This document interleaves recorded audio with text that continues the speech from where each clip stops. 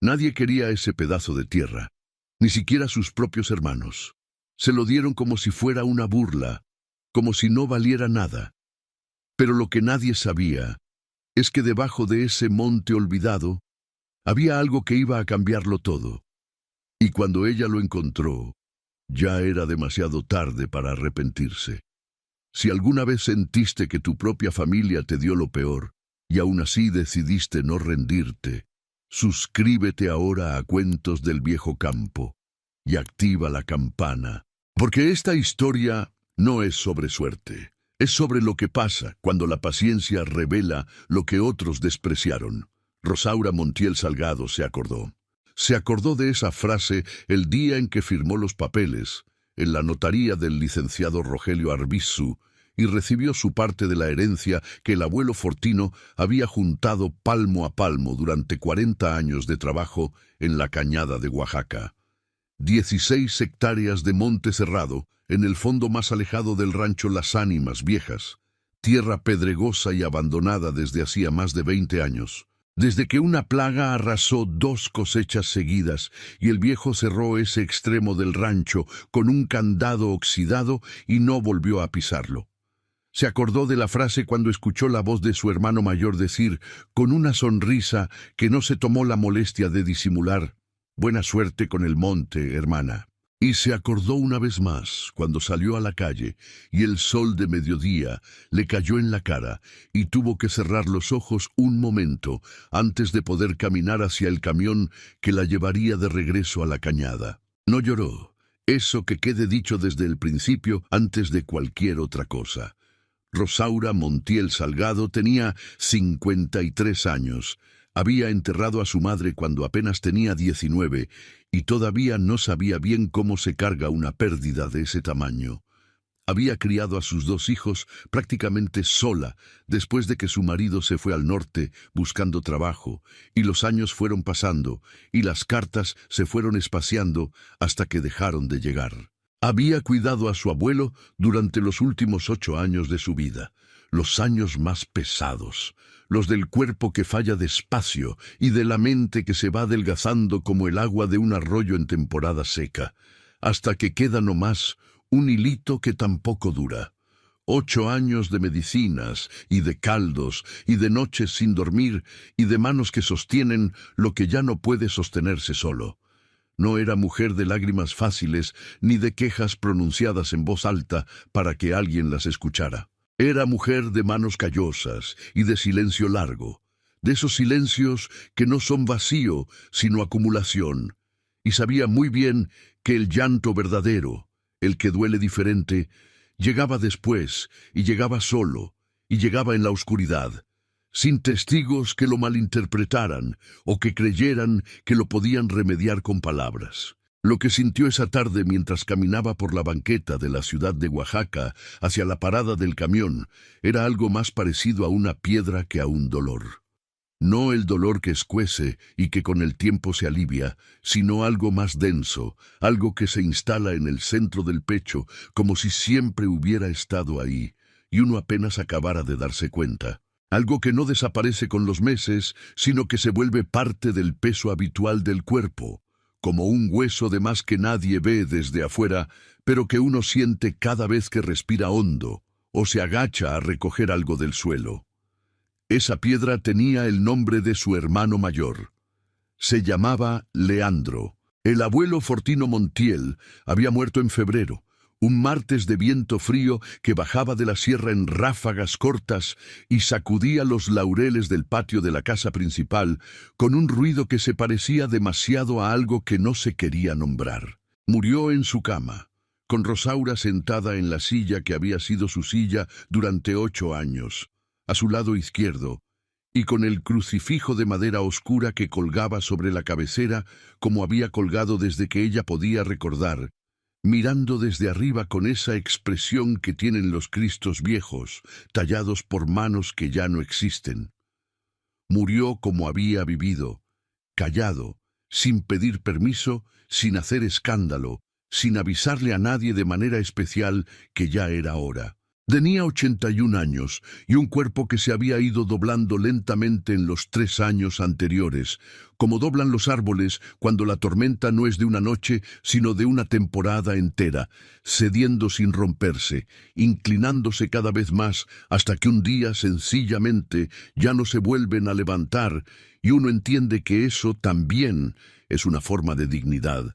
Rosaura le había lavado la ropa durante 8 años, le había administrado las pastillas en el orden exacto que el médico indicaba, con el vaso de agua y la explicación que el abuelo necesitaba escuchar cada vez como si fuera la primera, porque la memoria se le había ido vaciando de las cosas recientes, aunque las viejas se mantuvieran intactas.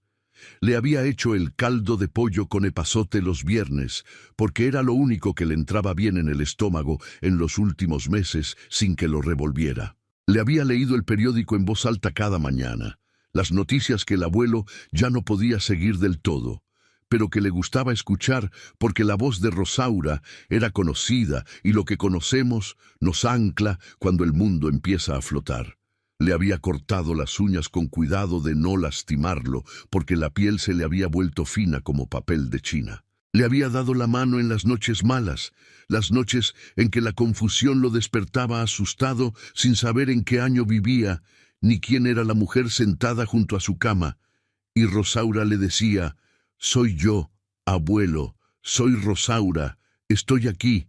Y él tardaba un momento, pero después apretaba la mano y se volvía a quedar dormido. Leandro llegó al velorio desde Guadalajara en su coche nuevo, de traje oscuro y con las manos limpias de cualquier cosa que no fuera sus propios negocios. Llegó con esa manera suya de entrar a los lugares como si llegara tarde a algo que ya debería haber terminado. Saludó, abrazó, recibió los pésames que también eran para él, aunque hubiera pasado 2 años sin ver al abuelo, y se instaló en la sala como se instalan los hombres que están acostumbrados a ocupar el espacio central de cualquier cuarto en que se encuentren.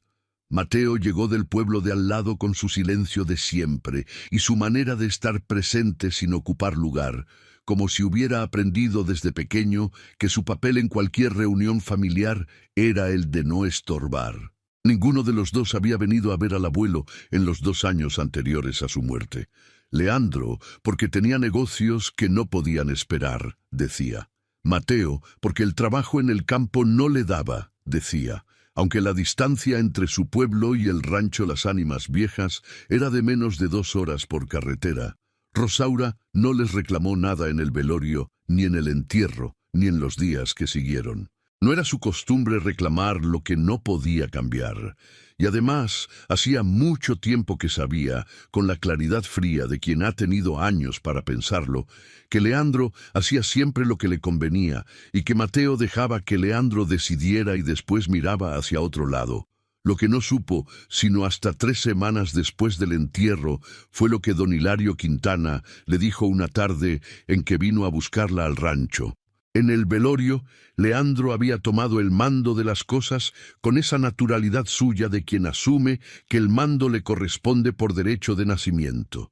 Organizó el orden de las guardias, habló con el padre Lucio sobre la misa, recibió a los visitantes con la actitud del hijo mayor que carga el peso de la familia, que es también la actitud del hombre que ya sabe que al día siguiente va a ir a la notaría. Rosaura lo observó durante las horas del velorio sin decirle nada, porque no había nada que decir todavía, porque las sospechas sin prueba no sirven más que para hacer daño antes de tiempo.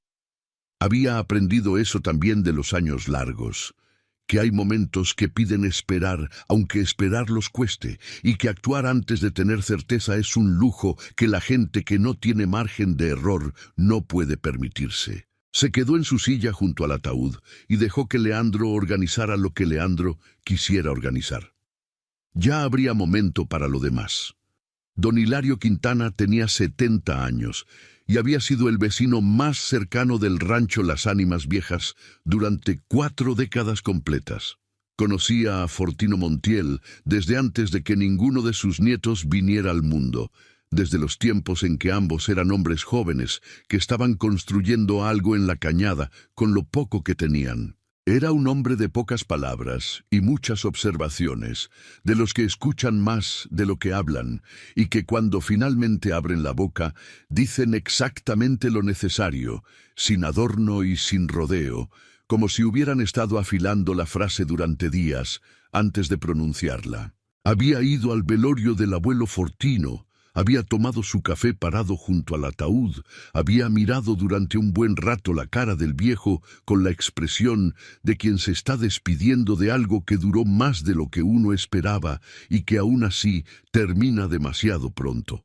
Cuando todos se fueron, se quedó un momento más con Rosaura y le dijo solamente: «Esté al pendiente de lo que haga su hermano mayor, señora Rosaura.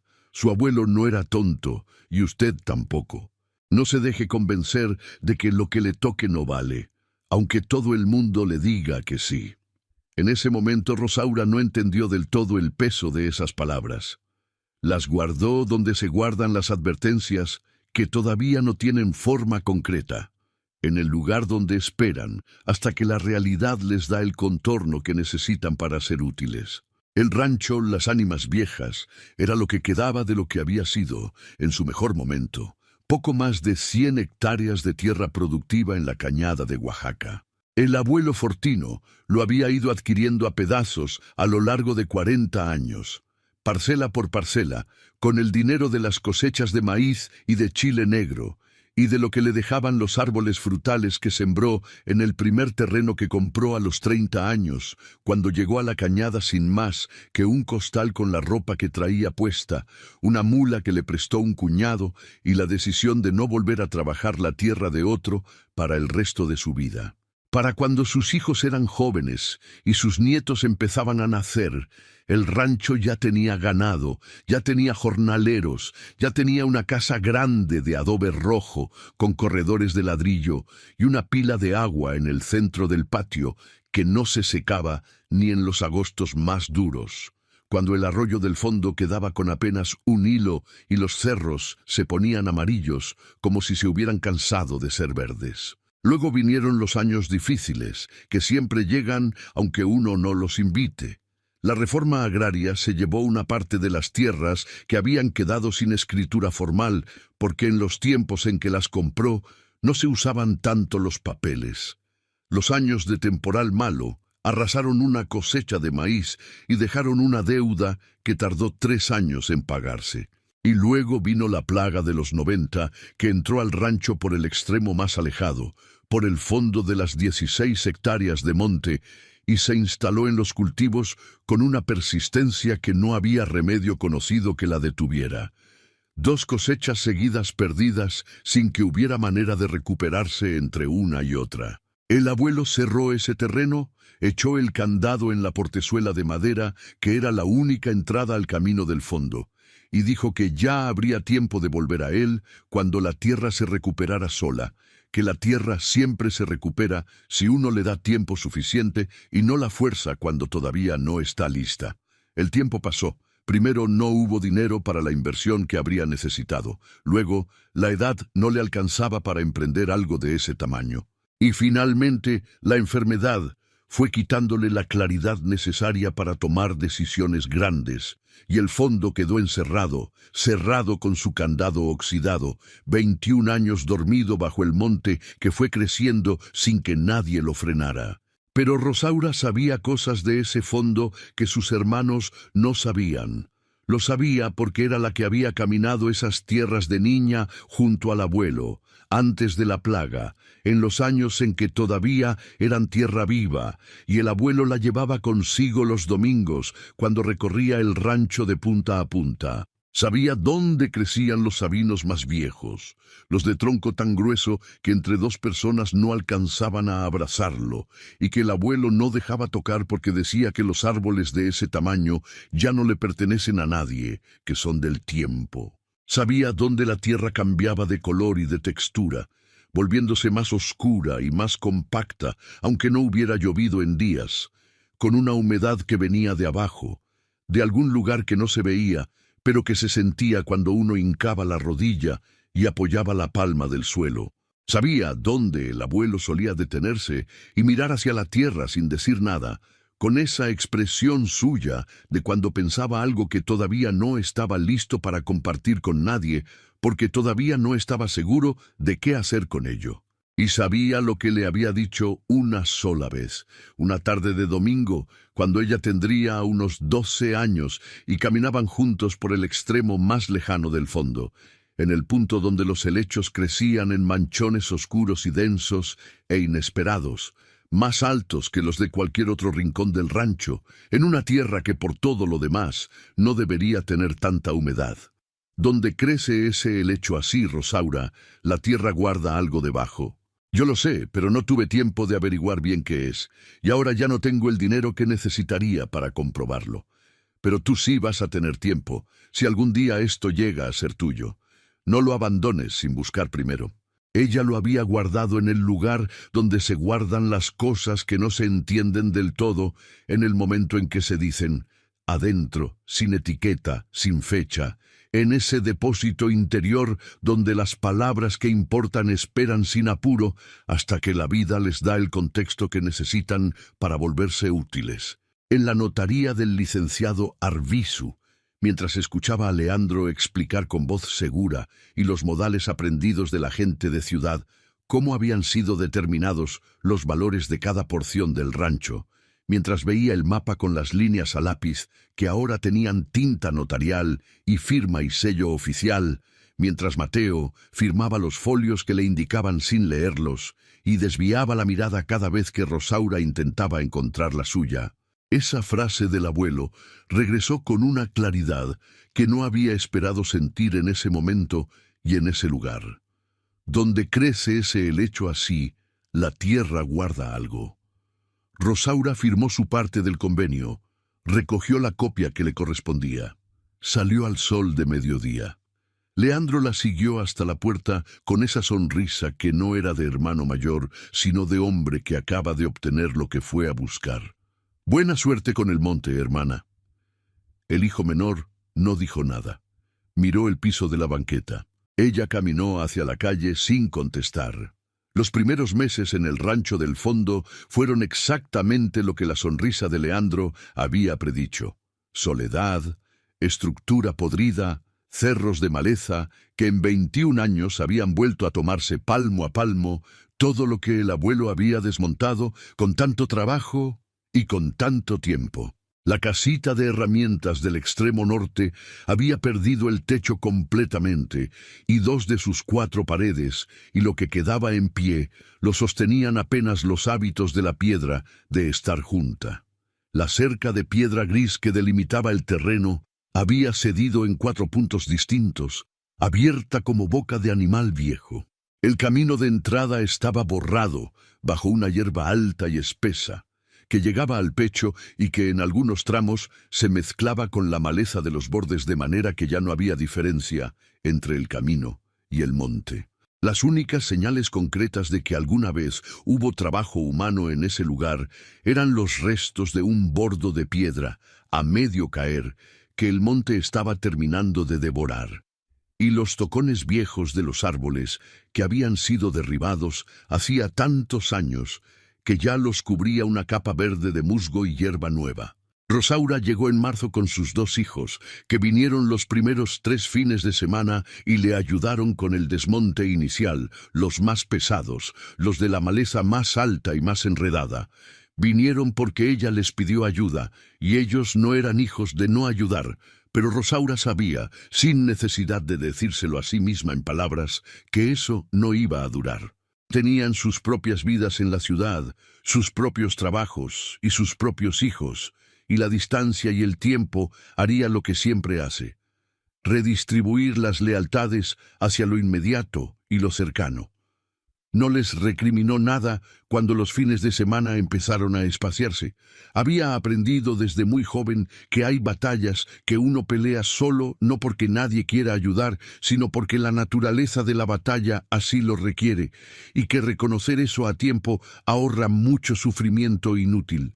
Se quedó con un machete de mango de madera que había comprado en la ferretería del pueblo, con guantes de trabajo de cuero grueso, con una cubeta, con una lámpara de gasolina para las noches largas y con la memoria de 12 años que le decía por dónde empezar y cómo ir avanzando sin perderse en la enormidad de lo que faltaba.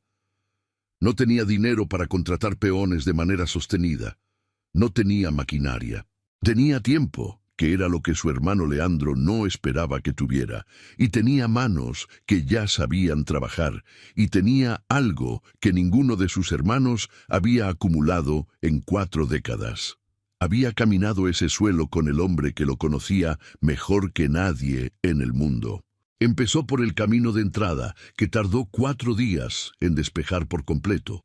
Luego la cerca de piedra, que fue levantando sección por sección, piedra por piedra, acomodando cada una donde el tiempo y el peso la pedían. Luego los alrededores de la casita de herramientas, que fue limpiando y apuntalando con maderas que encontró entre los escombros y con lámina nueva que compró en el pueblo con parte de lo poco que tenía guardado. Trabajaba desde que el cielo aclaraba hasta que el calor del mediodía le obligaba a parar. Descansaba 2 horas a la sombra de un sabino viejo que había sobrevivido al abandono con ese estoicismo de los árboles grandes que han visto suficientes temporadas para no asustarse de ninguna, y volvía al machete hasta que la luz del día ya no alcanzaba para ver con seguridad. Dormía en un catre instalado dentro de los muros de la casita, bajo la lámina nueva, con el sonido del monte alrededor y las estrellas que se colaban por una grieta de la pared que todavía no había tenido tiempo de tapar.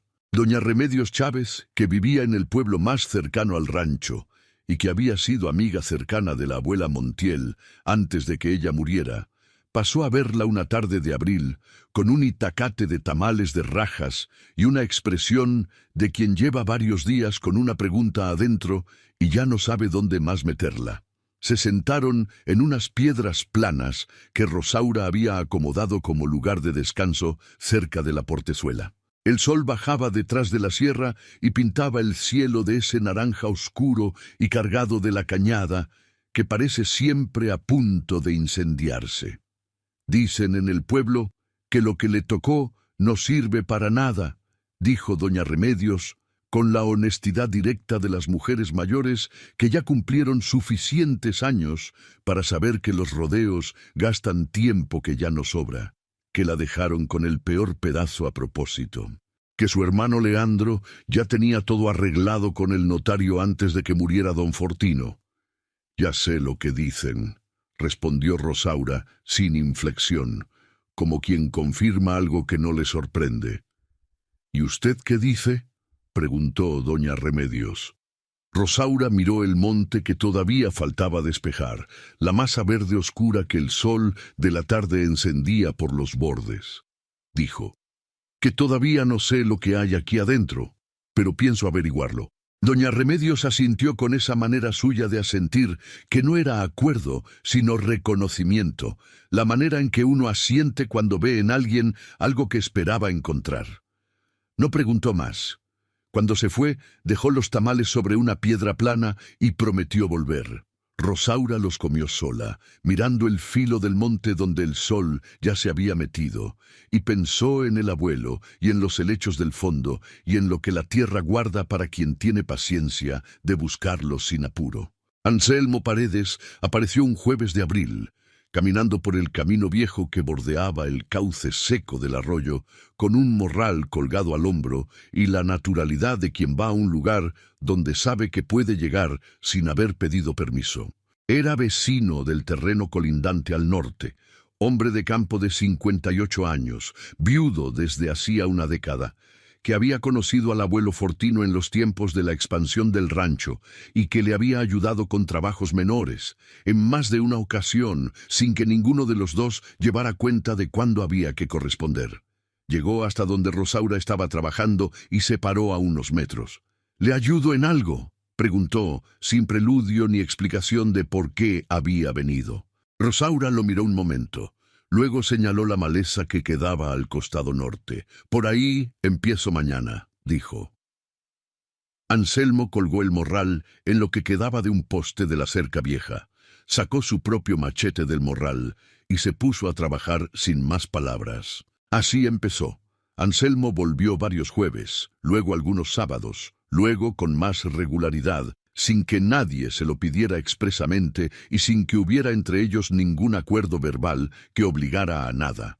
Había entre los dos una forma de trato antiguo, de los que no necesitan negociarse porque se entienden solos desde el principio, basados en el trabajo compartido y en el silencio que lo acompaña cuando la gente ya no necesita decirse todo para comprenderse. Una tarde de mayo, mientras levantaban juntos una sección de la cerca del costado este que había cedido en 2 puntos, Anselmo preguntó sin apartar los ojos de las piedras que estaba acomodando: «¿Qué espera encontrar en el fondo, señora Rosaura?». No lo preguntó con curiosidad de chisme, sino con la seriedad de quien está poniendo su trabajo en algo y tiene derecho a saber hacia dónde va ese trabajo. Rosaura consideró la pregunta un momento. Luego dijo: «No sé exactamente qué, pero mi abuelo me dijo de niña que este terreno guardaba algo que él no tuvo tiempo de averiguar. Confío en que tenía razón porque mi abuelo no era hombre de decir cosas sin fundamento». Anselmo asintió, acomodó 3 piedras más en la hilera y no preguntó más. Eso también era una forma de confianza, la de quien acepta trabajar hacia algo que todavía no tiene forma porque confía en quien lo dirige, no porque sepa a dónde lleva, sino porque conoce el carácter de la persona que camina adelante. En mayo llegó Leandro. No vino solo, vino con el licenciado Arbizu y con un tercer hombre que Rosaura no conocía, que traía una libreta de campo y un aparato para medir distancias que ella no supo nombrar. Llegaron por el camino que dividía el terreno de Leandro del suyo y se detuvieron frente a la cerca de piedra que Rosaura había terminado de levantar apenas la semana anterior. Leandro bajó de la camioneta con las manos en los bolsillos del pantalón y la misma sonrisa de siempre, aunque esta vez la sonrisa tenía algo diferente debajo, algo que Rosaura identificó de inmediato porque lo conocía desde niños. La incomodidad de quien esperaba encontrar ruina y encontró orden, y no sabe todavía qué cara poner ante eso. «No más vine a ver cómo vas, hermana», dijo Leandro. «Bien», respondió ella. No agregó nada. El hombre de la libreta empezó a medir el lindero norte con su aparato. Arbizu anotaba en su propio cuaderno con pluma y con la cara de quien está haciendo algo perfectamente rutinario. Leandro caminaba despacio a lo largo de la cerca y miraba el monte que Rosaura había ido desmontando, y en su mirada había algo que ya no era la sonrisa de la notaría, sino otra cosa, algo más concentrado. «Están muy pegados al límite esos árboles que quitaste», dijo, señalando hacia el norte. «Son de mi lado», dijo Rosaura. «Habría que verificar con precisión», dijo Leandro. «Verifique», respondió ella, con exactamente la misma voz con que hubiera dicho cualquier otra cosa. Hubo un silencio. El hombre de la libreta dejó de medir. Arbizu carraspeó una sola vez y no dijo nada. Leandro metió más profundo las manos en los bolsillos, que era su gesto de cuando estaba pensando cómo replantear algo que no le estaba saliendo como esperaba. «Mira, Rosaura», comenzó, con el tono de quien va a explicar algo perfectamente razonable que el interlocutor simplemente no ha considerado bien.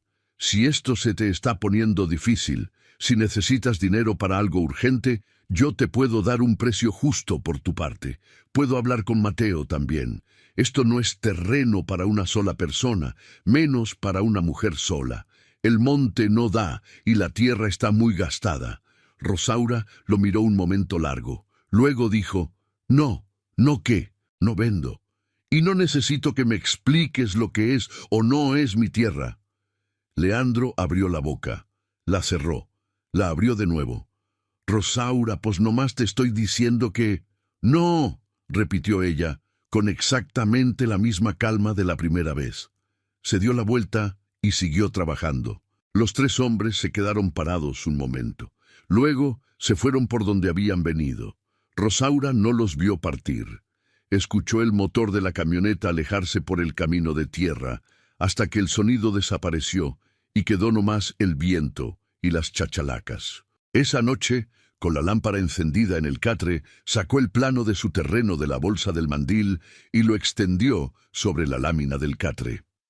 Revisó cada medida, cada línea, cada punto del lindero. Todo correspondía. La cerca estaba exactamente donde debía estar, pero algo en la visita de Leandro le decía que los linderos no eran su preocupación real. Lo que le preocupaba era otra cosa, algo que él todavía no podía nombrar, pero que empezaba a percibir como una posibilidad que no había calculado cuando firmó los papeles con Arbizu. Lo que le preocupaba era que ella no se rindiera, que siguiera ahí, que el terreno que había dado por muerto empezara a mostrar señales de algo diferente. Fue en esa misma semana cuando don Hilario le confirmó lo que había sabido desde antes del velorio, pero no había querido decirle hasta tener certeza completa. Se lo dijo una tarde de paso, sin sentarse, parado en la entrada del camino, como quien está de camino a otra parte y solo tiene un momento. Leandro llegó a Oaxaca un día antes del velorio, señora Rosaura. No el mismo día que todos, un día antes. El ujier de la notaría es compadre mío desde hace 20 años, y me lo dijo él mismo. Su hermano estuvo en la oficina de Arbizu más de 2 horas, con un mapa del rancho y una libreta de números. Cuando salió, ya tenía todo acordado. Rosaura escuchó sin moverse. «¿Y usted por qué no me lo dijo antes?», preguntó. Don Hilario la miró. «Porque quería que usted tomara su decisión sobre este terreno sin cargar ese peso encima desde el principio. Si se lo hubiera dicho antes del velorio, quizás hubiera peleado en la notaría y hubiera perdido en los papeles. Así se quedó con lo que su abuelo le quería dejar, y lo que haga con ello ya es cosa suya». Rosaura no respondió de inmediato. Miró el plano extendido sobre el catre. Luego dijo: «Está bien, ya lo sé, eso basta». Don Hilario asintió una sola vez y se fue por el camino oscuro sin lámpara, como hombre que conoce cada piedra del camino desde hace demasiados años para necesitar luz. Don Hilario Quintana vino en junio, caminando por el camino viejo del arroyo con su sombrero de palma y el morral de cuero que usaba siempre. Llegó a media mañana, saludó con un movimiento de cabeza que era toda la efusión que don Hilario mostraba, y se sentó en la piedra que Rosaura había designado, sin decirlo, como el lugar de las visitas importantes. Traía 2 cosas: un frasco de miel amarilla de sus propias colmenas que puso sobre la piedra sin comentario, y una información que guardó hasta después del café.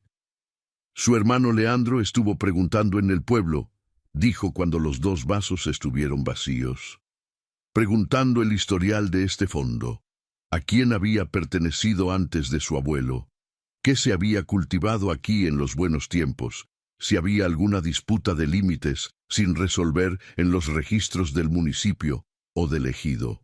Rosaura esperó. También fue a ver al padre Lucio Barragán, continuó don Hilario. Estuvo en la sacristía un buen rato. El padre no me quiso decir qué fue lo que Leandro le preguntó exactamente. Nomás me dijo que Leandro salió con cara de quien fue a buscar algo específico y no lo encontró donde esperaba encontrarlo. ¿Qué cree que buscaba?, preguntó Rosaura. Don Hilario se tomó su tiempo antes de responder. Miraba el borde del monte con esa expresión suya de quien está ordenando las piezas de algo mientras habla. Dijo: «Su abuelo Fortino me habló de este fondo una sola vez, hace muchos años, antes de la plaga. Estábamos arreglando una cerca entre los 2 terrenos, y en algún momento él se quedó callado, mirando hacia el fondo de su tierra, hacia donde no se veía ya nada por el monte, y me dijo que había algo en ese extremo que valía más de lo que parecía a simple vista, pero que no había podido comprobarlo porque en ese momento no tenía el dinero que requería la inversión. No me dijo qué era.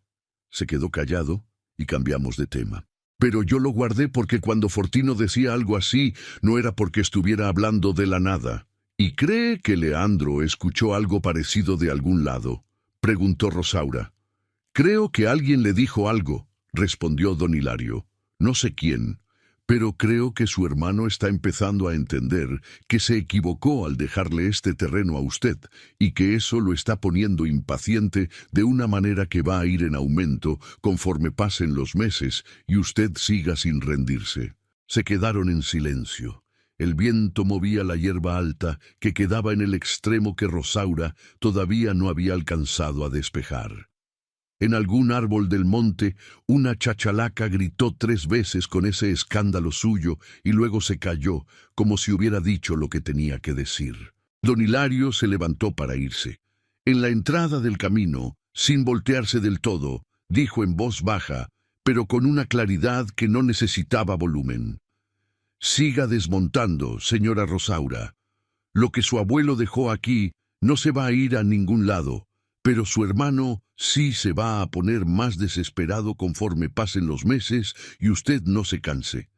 Rosaura lo vio alejarse por el camino del arroyo seco hasta que los sabinos lo ocultaron. Luego se fue a buscar el machete. El mes de junio trajo también la visita de doña Remedios Chávez, que esta vez no vino sola, sino acompañada de su nuera, una mujer joven del pueblo que tenía esa costumbre de los jóvenes de escuchar más de lo que aparentan estar escuchando. Traían tamales negros de chile mulato y chocolate amargo, los que se hacen en la cañada para las ocasiones que merecen algo más. Se sentaron las 3 en las piedras del patio improvisado y doña Remedios dijo, mirando el monte desmontado, que en el pueblo la gente ya no hablaba de ella como la hija que recibió el peor pedazo. Ahora hablaban de la mujer que estaba haciendo algo con él. La nuera preguntó si era verdad que había agua en el fondo. Rosaura la miró. «Todavía lo estoy averiguando», dijo. Que era verdad a medias, la clase de verdad que se dice cuando uno sabe más de lo que conviene compartir. Hubo una tarde de julio, 2 días antes de que llegara a los helechos, en que Rosaura estuvo a punto de rendirse. No por Leandro, ni por ninguna oferta, sino por algo más difícil de nombrar: el agotamiento de meses de trabajo físico solo, de noches escuchando el monte, de cuentas que no alcanzaban bien, de la incertidumbre de no saber todavía si lo que el abuelo le había dicho de niña era una verdad comprobable o una historia de viejo. Esa tarde se sentó en la piedra junto al sabino viejo y estuvo quieta mucho tiempo sin trabajar. Pensó en sus hijos, pensó en su cuarto de la ciudad, pensó en si tenía sentido seguir. Luego miró el sabino, que llevaba ahí más años de los que nadie podía contar, y pensó en el abuelo que había plantado los primeros árboles con 30 años y sin nada, y se levantó y fue por el machete. No porque hubiera encontrado una respuesta, sino porque el movimiento era la única respuesta que tenía disponible y era suficiente. Antes de que Leandro viniera en agosto, fue el padre Lucio Barragán un viernes de mañana temprano, solo. Aceptó el café sin azúcar y estuvo mirando el terreno sin decir nada. Luego dijo: «Fui a ver los registros del municipio, señora Rosaura. El pozo está anotado ahí, bien registrado a nombre de las tierras de su abuelo Fortino, con fecha de perforación y especificaciones técnicas de profundidad y caudal. Nadie lo había consultado desde hacía más de 30 años. Rosaura lo miró. «¿Fue usted a buscarlo?», preguntó. «Fui», confirmó el padre Lucio sin más explicación. Terminó el café y se fue con la misma tranquilidad con que había llegado, como si hubiera venido únicamente a decir esa frase y nada más fuera necesario.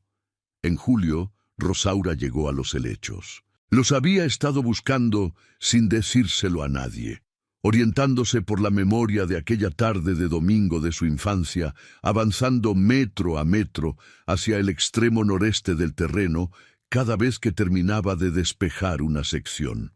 El monte era más denso allá en el fondo, más húmedo que el resto del terreno, sin que hubiera razón aparente para serlo, con una vegetación diferente que se cerraba con más densidad, como si estuviera protegiendo algo que no quería dejarse ver fácilmente. Los encontró un martes de mediados de mes, temprano en la mañana, cuando la luz todavía entraba oblicua entre los árboles y hacía que las plantas proyectaran sombras largas y delgadas sobre el suelo. Crecían en un semicírculo irregular, más oscuros y más altos que todo lo que los rodeaba, en un punto donde la tierra tenía una textura distinta, más compacta, más oscura, con una humedad que no correspondía ni a la temporada ni al tipo de suelo del resto del terreno. Rosaura se arrodilló, metió los dedos. La tierra estaba fresca, no fría, fresca, con esa frescura que viene de abajo, de un lugar que no depende del temporal ni de la lluvia de la semana. En julio, en plena temporada de secas, con el sol rajando el suelo en todo el municipio, con los campesinos del pueblo hablando de pérdidas y de temporal que llegaba tarde y llegaba poco. Se quedó arrodillada un momento largo, mirando sus dedos oscurecidos por la tierra húmeda. Luego fue por el machete y la barreta. Desmontó el área alrededor de los helechos con un cuidado diferente al que usaba para el desmonte normal, despacio, quitando la maleza sin arrancar los helechos mismos, trabajando el suelo con la punta del machete para abrirlo sin romper lo que pudiera estar debajo. A unos 20 centímetros de profundidad encontró arena gruesa, arena de río, de grano redondo, la clase de arena que no tiene ninguna razón de estar en ese tipo de suelo pedregoso, a menos que el agua la haya llevado hasta ahí en tiempos muy anteriores, o a menos que alguien la haya puesto con una intención específica. Fue al cuarto por la barreta. Empezó a picar despacio, siguiendo la línea húmeda, ampliando el área con cuidado metódico. A los 40 centímetros, la punta de la barreta encontró resistencia, no piedra, algo diferente, más hueco, que devolvió un sonido distinto al que hace la roca sólida, un sonido que tenía cierta resonancia vacía. Siguió picando hacia los lados, con más cuidado todavía, hasta tener un hoyo de casi 2 metros de diámetro. En el fondo del hoyo, bajo una última capa de tierra suelta, había madera vieja, casi deshecha por el tiempo y la humedad, que había sido la cubierta de cierre de algo construido debajo. Debajo de la madera, más arena, y debajo de la arena, la tierra cambiaba de naturaleza, se volvía suelta y aireada como no lo es la tierra que nunca ha sido movida. Metió la mano despacio, con cuidado, tanteando antes de apretar. Sus dedos encontraron el borde curvo, firme, de algo de barro cocido. Tardó media hora en sacar la olla sin romperla, trabajando con paciencia desde los lados, aflojando la tierra alrededor. Era grande, de barro negro oaxaqueño, tapada con una losa delgada de piedra volcánica, sellada con cal que el tiempo había endurecido hasta volverla casi tan firme como la piedra misma. La losa estaba intacta. Rosaura la puso sobre el terreno plano junto al hoyo. Se sentó en la tierra, con las rodillas sucias y las manos cubiertas de tierra oscura. Estuvo sentada un momento. El monte estaba quieto alrededor. Una lagartija cruzó por una piedra cercana y se quedó inmóvil mirándola. Luego fue al cuarto, se lavó las manos lo mejor que pudo con el agua de la cubeta, volvió y con el mango de la barreta fue golpeando suave y sistemáticamente el borde sellado de la losa, hasta que la cal cedió en una línea limpia y la losa se levantó. Dentro de la olla había 2 cosas. La primera era un rollo de tela de manta, cerrado con una tira de cuero endurecido por los años.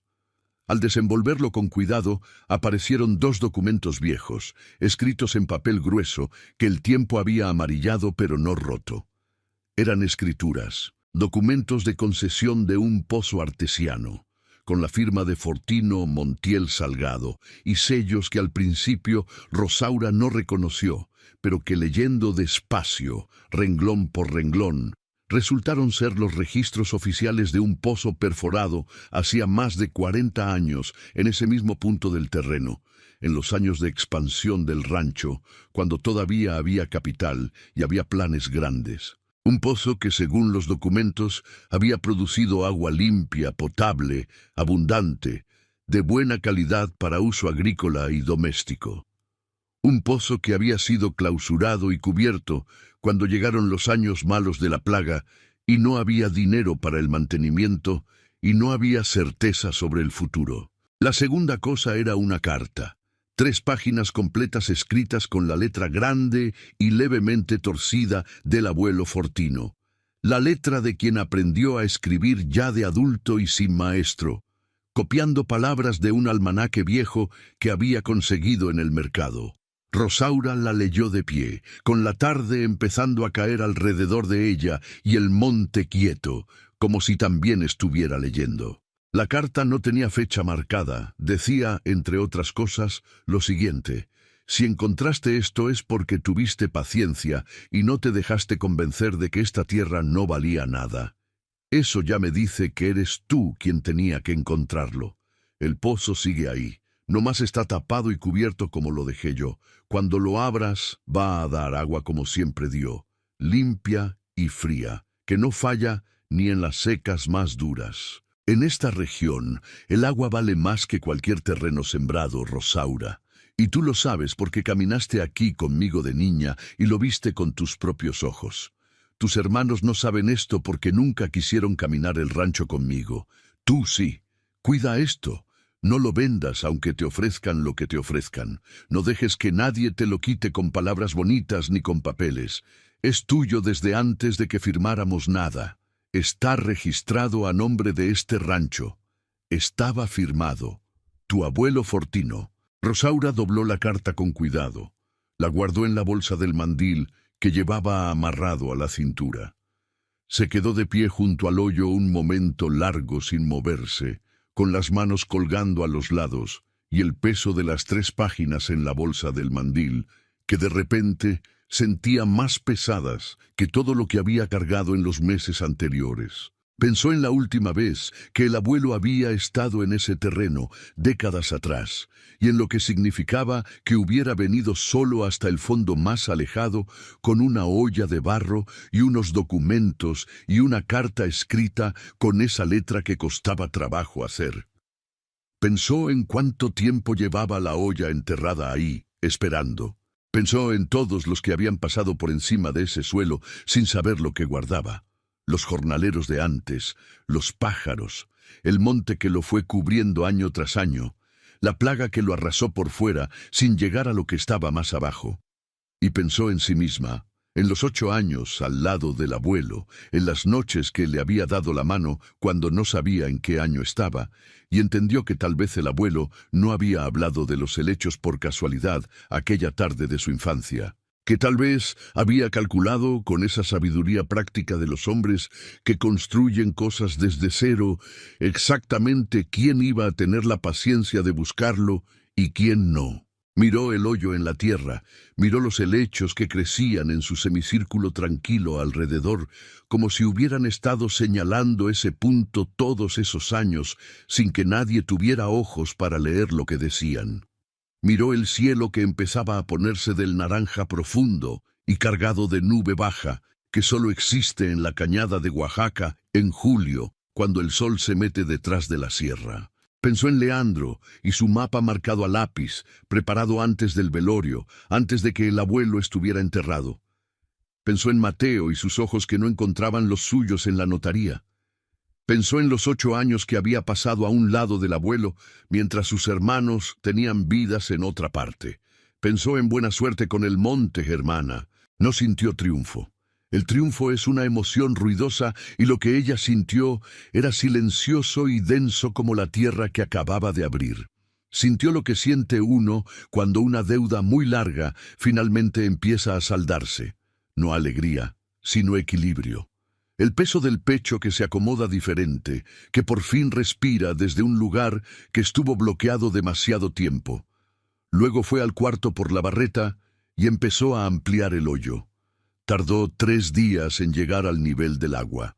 Trabajó metódica y sin apuro, apuntalando las paredes del hoyo con tablas rescatadas de los escombros de la casita, ampliando el diámetro, siguiendo la humedad que iba aumentando conforme bajaba. Anselmo Paredes llegó el segundo día sin que nadie le avisara, porque en el campo de la cañada, cuando alguien está haciendo algo que importa a los vecinos, lo saben antes de que alguien se los diga, y se metió al trabajo sin preguntar qué era exactamente lo que buscaban, porque ya lo había visto en la manera en que Rosaura cargaba la barreta. Al tercer día, con el hoyo suficientemente ampliado y apuntalado, Rosaura metió la barreta en el punto exacto que los documentos indicaban y la empujó con todo el peso de su cuerpo hacia abajo. La tierra cedió de una manera que no había cedido en ninguna de las otras veces, suave, sin resistencia, como si hubiera estado esperando exactamente esa presión en ese punto exacto. El agua subió limpia y fría en menos de un minuto. En julio. En plena temporada de secas, con el arroyo del fondo sin una gota desde hacía 2 meses y los pozos del pueblo bajando de nivel semana a semana. Rosaura metió la mano. El agua le llegó fría hasta la muñeca. Se quedó así un momento largo, con la mano adentro, sin moverse. Anselmo estaba parado a 3 metros. Se quitó el sombrero. Lo tuvo en la mano un momento, sin saber qué hacer con él. Luego dijo, con la voz de quien está haciendo el cálculo más importante que ha hecho en mucho tiempo: en esta temporada, con el río seco y los pozos del pueblo como están, esto vale lo que no tiene precio, señora Rosaura. Rosaura sacó la mano, la miró, dijo: vale lo que mi hermano no me ofreció por este terreno, y por eso no lo vendí.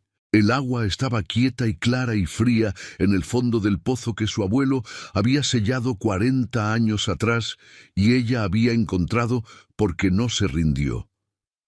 Estuvieron los dos en silencio un momento largo.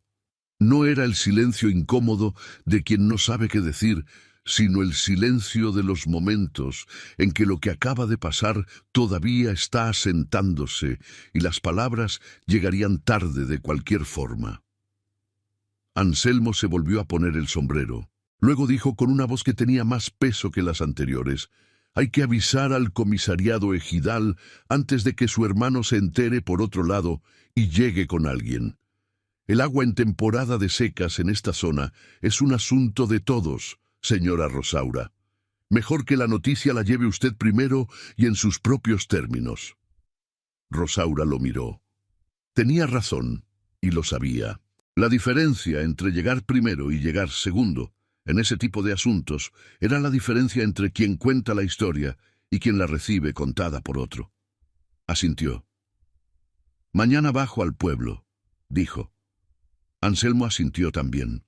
Yo la acompaño si quiere, ofreció, sin insistencia, dejando la decisión donde tenía que estar. Rosaura pensó un momento. Sí, dijo, acompáñeme.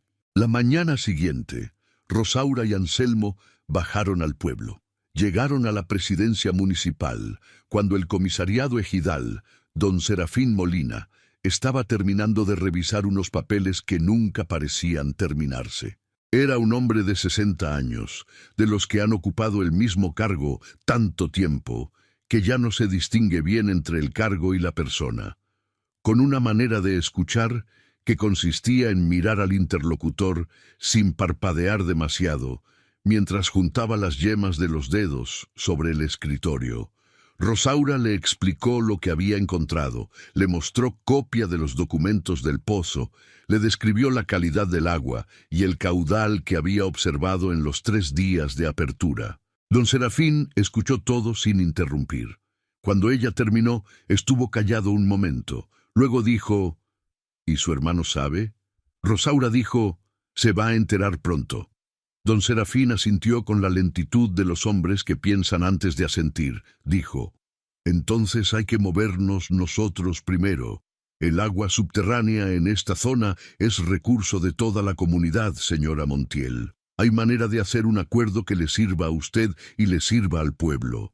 Pero hay que hacerlo con papeles y con testigos antes de que llegue cualquier otro interesado. Rosaura dijo: para eso vine. Don Serafín se paró, sacó una carpeta de un cajón y empezaron a trabajar. La noticia del agua llegó al pueblo en menos de una semana. En los lugares donde todos se conocen, las noticias viajan en las canastas del mercado y en los comentarios de la misa del domingo y en las miradas que se cruzan sin necesidad de palabras. Para cuando llegó a oídos de Leandro, que había vuelto a Guadalajara, pero que tenía quien le avisara de cualquier novedad, habían pasado 12 días. Leandro llegó al rancho un jueves de agosto, solo esta vez, sin Arbizu y sin el hombre de la libreta. Solo él y su camioneta nueva, que se veía muy fuera de lugar en el camino de tierra del fondo del rancho Las Ánimas Viejas. Rosaura estaba trabajando en el borde del terreno cuando lo oyó llegar. No fue a recibirlo, lo esperó donde estaba. Leandro bajó de la camioneta. Traía una expresión que ya no tenía nada de la sonrisa de la notaría. Traía la cara de quien ha estado pensando en algo durante días y noches seguidas y finalmente tomó la decisión de decirlo, aunque todavía no esté seguro de cómo va a salir. Me enteré de lo que encontraste, dijo. Rosaura no respondió. El abuelo nunca nos dijo que había un pozo en este fondo, continuó Leandro. No, confirmó ella. No les dijo. Tú sabías. Sabía que había algo. No sabía exactamente qué. Hubo una pausa. Leandro miraba el terreno, el monte desmontado, el camino limpio de la casita restaurada, el borde del hoyo que se distinguía desde donde estaban. Miraba todo eso con la expresión de quien está haciendo el inventario de una pérdida que no esperaba. Luego miró a su hermana, con una expresión que Rosaura no le había visto en muchos años, quizás desde la infancia, cuando eran chicos, y las cosas todavía no se habían puesto entre ellos de la manera en que se habían ido poniendo con el tiempo y la distancia y las decisiones que cada quien fue tomando. Yo no sabía que estaba en ese fondo específicamente, dijo Leandro. Alguien me dijo que el abuelo había dejado algo en las tierras, pero no sabía dónde ni qué era exactamente. Si hubiera sabido que era esto... Rosaura lo cortó con una voz sin filo pero sin suavidad tampoco, la voz de quien va a decir algo que ha pensado durante meses y que ya sabe exactamente cómo quiere decirlo. Si hubieras sabido que era esto, no me lo habrías dado. Leandro. El nombre dicho así, sin calificativo y sin enojo explícito, pero sin disculpa de ningún tipo, lo silenció por completo. Rosaura continuó, con la misma calma. Llegaste a la notaría de Arbizu un día antes del velorio, con el mapa ya marcado y las medidas ya calculadas. Ya tenías decidido qué te ibas a quedar y qué nos ibas a dar a Mateo y a mí antes de que nadie más llegara. Lo que no sabías era qué había en el fondo de lo que me ibas a dar. Leandro no dijo nada. Miraba el suelo. Mateo firmó donde le indicaste que firmara sin leer. Y yo recibí lo que nadie quería porque era lo que tú habías calculado que valía menos. Eso fue lo que pasó en esa notaría. No te estoy preguntando si fue así. Te estoy diciendo que fue así porque así fue. El silencio entre los dos duró lo que dura el paso de una nube sobre el sol en un día de verano. Unos segundos que se sienten más largos de lo que son porque cambia la luz de todo lo que hay alrededor. En algún árbol del monte, una chachalaca gritó y se cayó, como si también hubiera dicho lo que tenía que decir y ya no hubiera más. Leandro dijo, con una voz que había perdido el tamaño que tenía cuando llegó. ¿Qué vas a hacer? ¿Con el pozo? ¿Con los documentos? Rosaura lo miró directamente, dijo, voy a restaurar el pozo correctamente con un ingeniero que ya contacté en Oaxaca. Voy a hablar con el comisariado ejidal del pueblo sobre un acuerdo de uso del agua que beneficie a los vecinos. Voy a quedarme en este rancho el tiempo que haga falta, y los documentos del pozo van a quedarse donde están, que es donde siempre debieron estar, porque son parte de lo que me tocó y son míos desde antes de que firmáramos nada. ¿Y lo de Arbizu? ¿Lo del mapa? Rosaura guardó silencio un momento, mirándolo. Luego dijo, eso ya pasó. No voy a gastarlo en un pleito que no me devuelve los años, pero tampoco voy a olvidarlo. Y tú tampoco deberías olvidarlo, Leandro, porque lo que uno hace con la herencia de un muerto dice exactamente lo que uno es y lo que no es. Leandro asintió despacio. Era el asentimiento de quien ha entendido algo que hubiera preferido no entender, la cabeza que baja no porque acepte una derrota noble, sino porque reconoce que perdió algo que no tenía derecho a intentar ganar, y que esa diferencia va a quedarse entre ellos para siempre, aunque no haya más palabras sobre ello. Se subió a la camioneta. Antes de arrancar, se quedó un momento con las dos manos sobre el volante mirando al frente, hacia el camino de tierra que llevaba de regreso al mundo donde él vivía, el mundo de la ciudad, y los negocios, y las superficies limpias. Rosaura lo vio desde donde estaba parada, sin moverse, y pensó que quizás en ese momento su hermano estaba calculando si había algo más que decir o algo más que intentar. Y pensó también que no había nada, que ya se había dicho lo que tenía que decirse y que el resto pertenecía al tiempo, que es el único que sabe cuánto cuesta de verdad lo que uno hace cuando cree que nadie lo va a ver ni lo va a saber. El motor arrancó. La camioneta se fue por el camino de tierra sin voltear. Rosaura lo vio alejarse. Cuando la camioneta desapareció en la primera curva entre los árboles, se dio la vuelta y caminó hacia el pozo. Don Hilario Quintana vino 3 días después, como si supiera que era el momento, que en la cañada hay personas que tienen ese sentido de cuándo hay que aparecer. Traía al padre Lucio Barragán a su lado. El padre Lucio era hombre de campo antes de ser sacerdote. Había crecido en rancho. Había trabajado la tierra antes de que la vocación lo llevara a otra cosa, y entendía de aguas y de suelos con la misma naturalidad con que entendía de las cosas que van más allá de los suelos y de las aguas. Los tres estuvieron alrededor del pozo un rato largo, sin decir mucho. El padre Lucio bajó la mano, tocó el agua, se la limpió en el pantalón. Luego dijo: «Fortino sabía lo que tenía aquí. Lo intuí hace años, pero nunca le pregunté directamente. Ahora me arrepiento». Don Hilario preguntó sin rodeo: «¿Vino su hermano?» «Vino», dijo Rosaura. «¿Qué pasó?» «Le dije yo a él lo que había pasado, no al revés». «Eso es exactamente como debe ser», dijo don Hilario. «Que quede claro de qué lado estuvo cada quien y quién le dijo qué a quién». Rosaura sacó la carta del abuelo de la bolsa del mandil, la extendió y la leyó en voz alta, despacio, las 3 páginas completas con la letra torcida del hombre que aprendió a escribir tarde y que guardó sus palabras más importantes para dejarlas en el lugar que más importaba.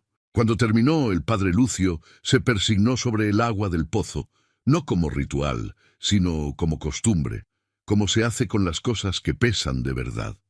Don Hilario miraba el borde del hoyo y no dijo nada por un momento.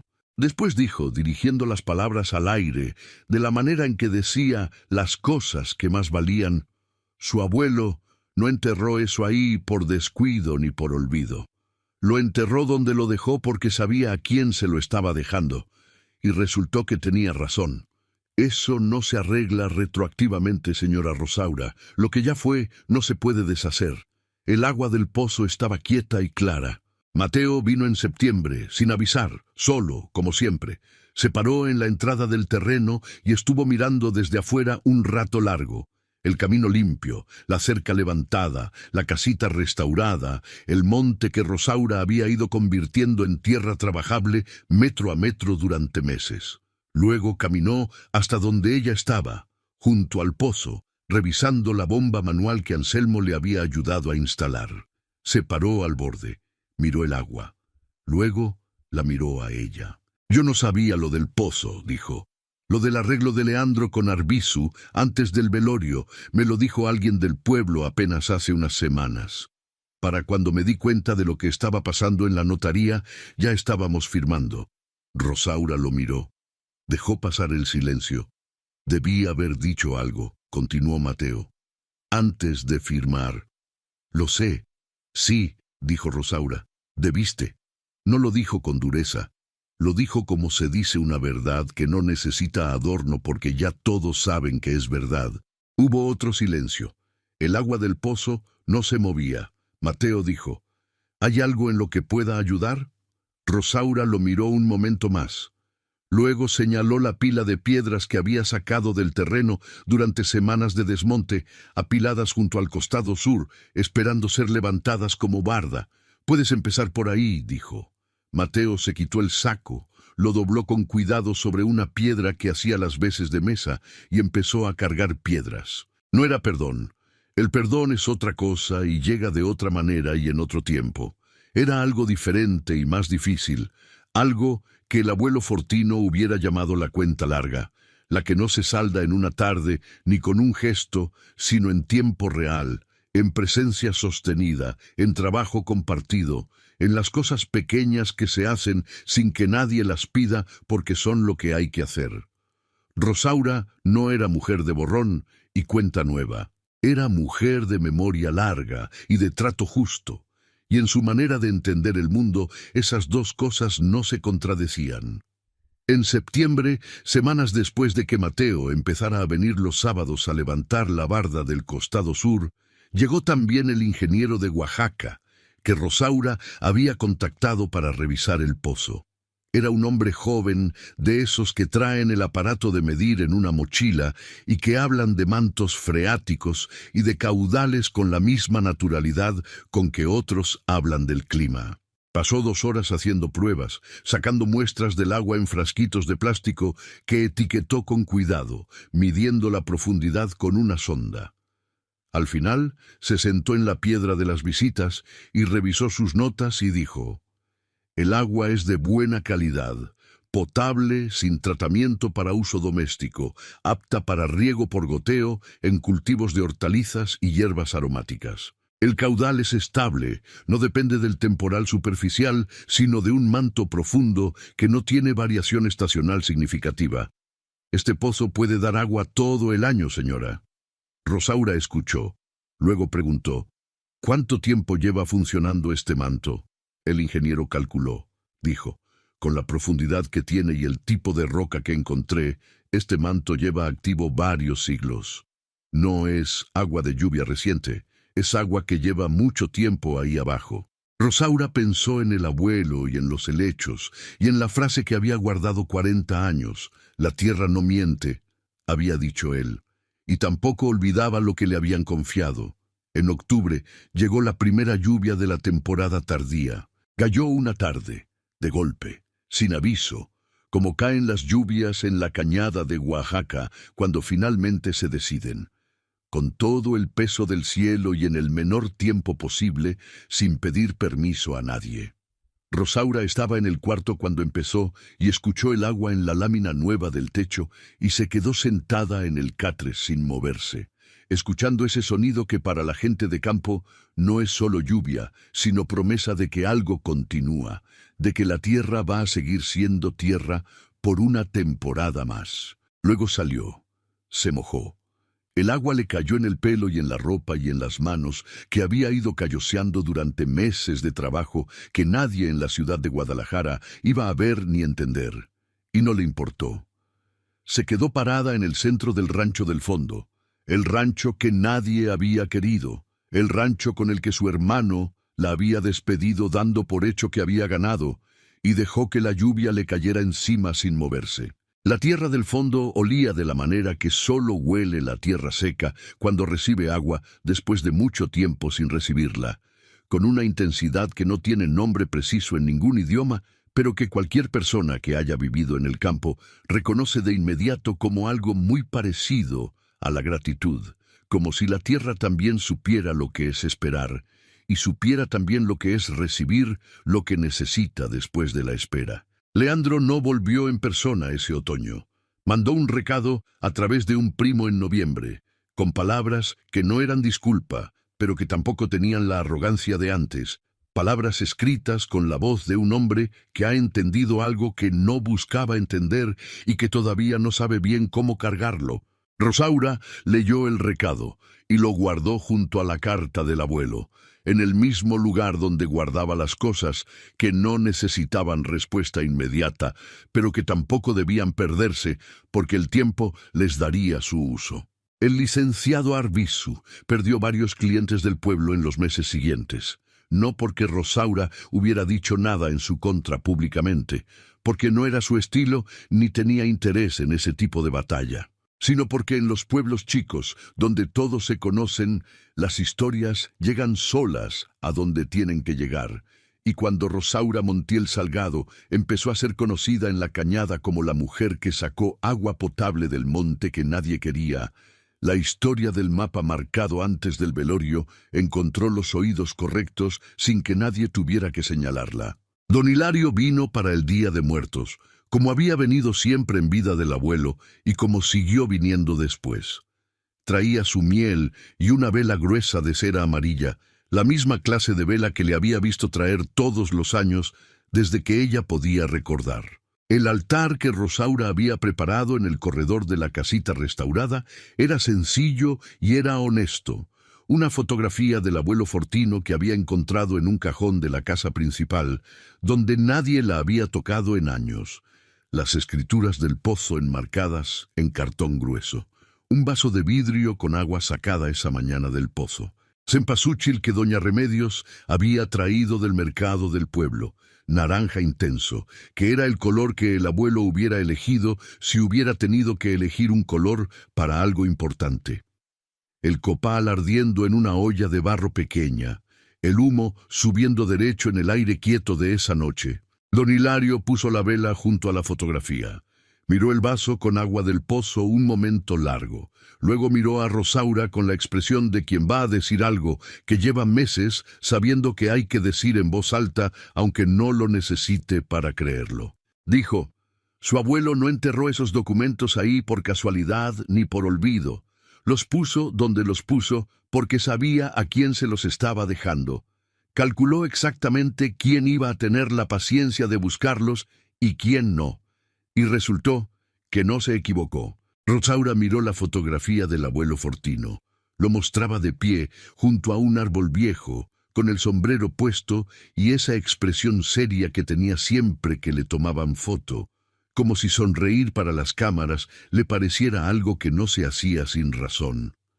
Pero tenía en los ojos algo que las fotos no pueden borrar, aunque quieran, que es la manera en que miran los hombres que saben con exactitud lo que construyeron y lo que vale y para quién lo dejaron. La escritura del pozo, enmarcada en cartón grueso, brillaba un poco con la luz de las velas. Rosaura la miró un momento. Pensó en el licenciado Arbizu y en su firma en los folios de la notaría y en la manera en que había carraspeado ese día cuando Leandro y ella estaban frente a frente junto a la cerca. Pensó en que Arbizu nunca iba a entender lo que había pasado realmente en ese rancho, que para él todo había sido un asunto de límites y de valores catastrales y de clientes que pagan y clientes que no pagan. Y que eso también estaba bien, que no todo el mundo necesitaba entender todo, y que lo que importaba era lo que quedaba, que era el pozo abierto y el agua adentro, y las escrituras a su nombre, y el rancho, las ánimas viejas, con su camino limpio, y su cerca levantada, y su tierra empezando a ser trabajada de verdad por primera vez en más de 20 años. Eso era lo que quedaba. Y era suficiente. Le dijo en voz baja, sin vergüenza, dirigiendo las palabras a la fotografía y al vaso de agua y al humo del copal que subía recto hacia el techo del corredor. «Ya lo encontré, abuelo, como dijiste que encontraría». La vela ardió quieta.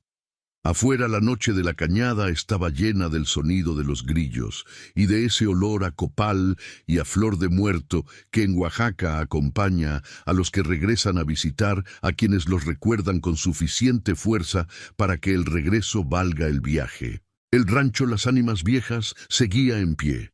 La tierra del fondo estaba limpia y empezando a ser trabajada de verdad. El pozo estaba abierto y daba agua en temporada de secas. Y Rosaura Montiel Salgado estaba en el lugar donde su abuelo había querido que alguien de su sangre estuviera cuando encontrara lo que él había dejado guardado, con las manos en la tierra, los pies firmes en el suelo y el nombre que se había ganado 2 veces, una cuando nació Montiel y otra cuando no se fue, aunque le dijeran que no había para qué quedarse. Eso era suficiente. Por ahora era suficiente. Y si usted, que nos acompaña esta noche, alguna vez tuvo que demostrar con el trabajo y con la paciencia lo que las palabras no pudieron defender, si alguna vez la vida le dio la razón cuando nadie más se la daba y nadie más esperaba que se la diera, deje su like ahorita, suscríbase a Cuentos del Viejo Campo y active la campanita para no perderse ninguna de estas historias. Porque en este canal contamos lo que la gente de campo vivió con el cuerpo entero, con las manos callosas y el silencio largo y todo lo que no se rinde, aunque le digan que ya no hay razón para seguir. ¿Desde qué rincón del mundo nos acompaña hoy? Y antes de que se vaya le preguntamos, ¿alguna vez alguien de su propia familia no creyó en lo que usted era capaz de hacer y la vida se encargó de mostrarles que estaban equivocados?